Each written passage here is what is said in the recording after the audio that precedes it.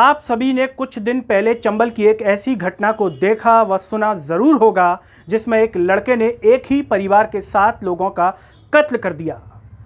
चंबल केवल एक ऐसी कहानी से नहीं घिरा हुआ है, बल्कि चंबल में ऐसी तमाम कहानियां हैं जिन्हें सुनने के बाद हर किसी की रूह कांप जाती है।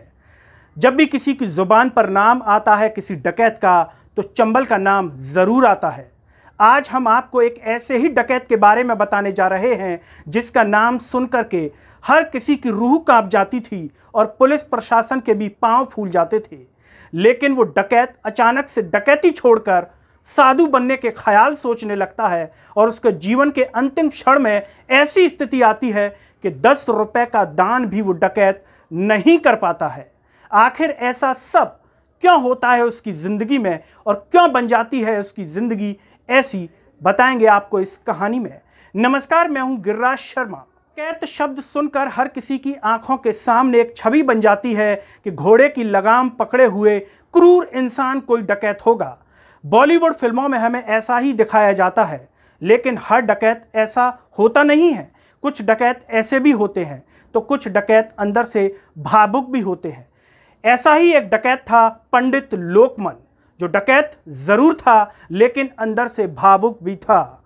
इसका नाम था डकैत पंडित लोकमन उर्फ लुक्का, जो डकैत मानसिंह दल में सेनापति के तौर पर काम कर रहा था। बात है 1955 से 60 के बीच की, जब मानसिंह की तबीयत खराब होती है और डकैत पंडित लोकमन को उस गैंग का सरदार चुन लिया जाता है। मानसिंह की तबीयत खराब होने के कारण लोकमन इस गैंग के सरदार बन जाते हैं और 1955 से 60 के बीच में इस डकैत का इतना खौफ होता है कि इसका नाम सुनते ही हर किसी की रूह कांपने लगती है। पुलिस प्रशासन थर्राने लगता है।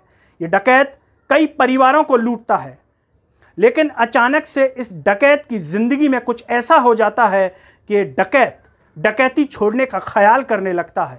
ये साधु बनने के बारे में सोचने लगता है।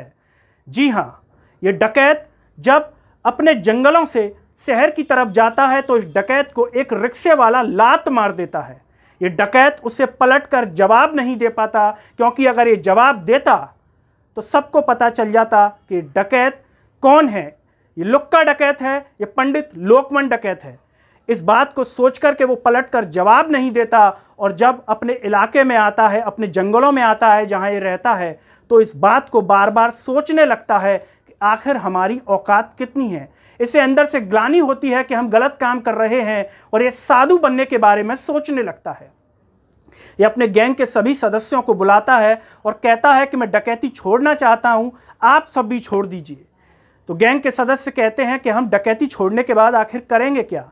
तो ये कहता है कि हम कुछ भी करेंगे, शेर की खाल बेच लेंगे, अगर वो भी नहीं होगा तो लोगों के घर जाकर के खुद ही खाना मांग लेंगे। जब ये बात चंबल में आग की तरफ फैलती है तो एक साधु बाबा थे जो मंदिर बनवा रहे थे। उन्होंने सोचा कि डकैत पंडित लोकमन डकैती छोड़ रहा है तो क्यों ना इससे कुछ दान ले लिया जाए मंदिर के लिए। जब वो बाबा इसके पास जाते हैं तो डकैत पंडित लोकमन उन्हें मात्र 10 रुपए देते हैं और कहते हैं कि बाबा इससे कोई लंगोटी ले लीजिएगा, और ये डकैत 10 रुपए देकर के आगे चल देता है। जब ये डकैत डकैती छोड़ता है तो इसकी ज़िंदगी के जो अंतिम क्षण थे वो इतने दुखदाई तरीके से निकलते हैं। वो इसलिए कि इनके 2 बेटे थे इस डकैत के, एक सतीश और एक अशोक। सतीश को कैंसर होता है, कैंसर की बीमारी से सतीश जिंदगी छोड़ देता है, तो दूसरा बेटा होता है अशोक। रोड दुर्घटना में इसकी मौत हो जाती है। उसके बाद डाकू पंडित लोकमन बुरी तरह से टूट जाता है। ये डकैत जब देश गुलाम था उस समय आज़ादी में भी इन्होंने योगदान दिया, और जब देश आज़ाद हुआ तो खुशी का जश्न भी बनाया। इन्हें लगा कि इन्हें मुख्य धारा में जोड़ लिया जाएगा, लेकिन सरकार ने इन्हें मुख्य धारा में एक तरह से नहीं जोड़ा। तो बात है 1960 की, जब आचार्य विनोबा भावे थे, उनके सामने इन्होंने आत्मसमर्पण किया और उम्र कैद की इन्होंने सज़ा काटी। उम्र कैद की सज़ा के बाद आम व्यक्ति के जीवन की तरह, जो भी डकैत जिंदा रहे, उन्होंने आम व्यक्ति के जो है जीवन की तरह जीवन बिताया। तो दोस्तों, ये थी डकैत लोकमन की कहानी। इस पूरी कहानी को सुनने के बाद डकैतों की ज़िंदगी पर आप क्या कहते हैं, कमेंट में ज़रूर बताइए और इस कहानी को हर जगह शेयर कीजिए। नमस्कार।